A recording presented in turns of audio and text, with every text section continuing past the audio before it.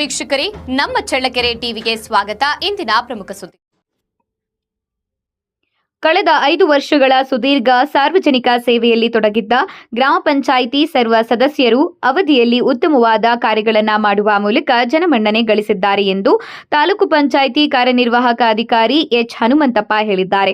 ಅವರು ತಾಲೂಕಿನ ಕೋನಸಾಗರ ಗ್ರಾಮ ಪಂಚಾಯಿತಿಯಲ್ಲಿ 5 ವರ್ಷಗಳ ಚುನಾಯಿತ ಸದಸ್ಯರ ಅವಧಿ ಮುಕ್ತಾಯವಾದ ಹಿನ್ನೆಲೆಯಲ್ಲಿ ಸರ್ವ ಸದಸ್ಯರಿಗೆ ಬೀಳ್ಕೊಡುಗೆ ನೀಡಿ ಮಾತನಾಡಿದರು. ಇದೇ ಸಂದರ್ಭದಲ್ಲಿ ಇಒ ಎಚ್ ಹನುಮಂತಪ್ಪ, ಗ್ಯಾರಂಟಿ ಸಮಿತಿ ಅಧ್ಯಕ್ಷ ಎನ್ವೈಪಿ ಚೇತನ, ಕೆಡಿಪಿ ಸದಸ್ಯ ರೇಷ್ಮೆ ವೀರೇಶ್, ಗ್ರಾಮ ಪಂಚಾಯಿತಿ ಅಧ್ಯಕ್ಷೆ ರೇಣುಕಮ್ಮ, ಉಪಾಧ್ಯಕ್ಷೆ ಶಿವಮ್ಮ, ಪಿಡಿಒ ವೇದಮೂರ್ತಿ, ಸದಸ್ಯರಾದ ರತ್ನಮ್ಮ, ರಾಮಮೂರ್ತಿ, ಪಾಲಮ್ಮ, ಮಲ್ಲಿಕಾರ್ಜುನ, ಸಣ್ಣಪಾಲಯ್ಯ, ರೇವಣ್ಣ, ತಿಪ್ಪೇಸ್ವಾಮಿ, ಮಹಂತಣ್ಣ, ಬಸಣ್ಣ, ಸುಧಾ ಗುರುಸ್ವಾಮಿ, ಅಣ್ಣಪ್ಪ ಸ್ವಾಮಿ, ಇತರ ಸದಸ್ಯರು, ಗ್ರಾಮದ ಮುಖಂಡರಾದ ಗೋವಿಂದ ನಾಯ್ಕ, ಜಗದೀಶ್ ಇತರರು, ಪಂಚಾಯಿತಿ ಸಿಬ್ಬಂದಿ ವರ್ಗ ಹಾಜರಿದ್ದರು.